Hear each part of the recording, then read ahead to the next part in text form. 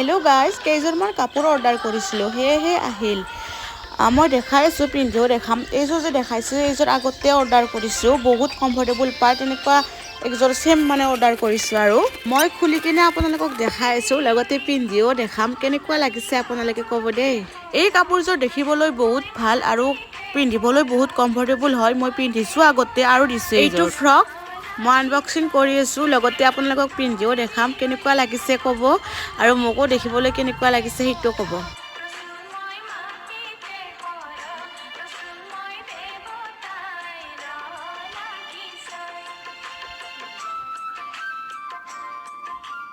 এইটো ফ্ৰক মোৰ বহুত বেছি ভাল লাগিছে, মানে গৰমত পিন্ধিব বহুত ভাল। আৰু মই এতিয়া ফ্ৰকে অৰ্ডাৰ কৰোঁ। মই ফ্ৰক পিন্ধি বহুত ভাল পাওঁ।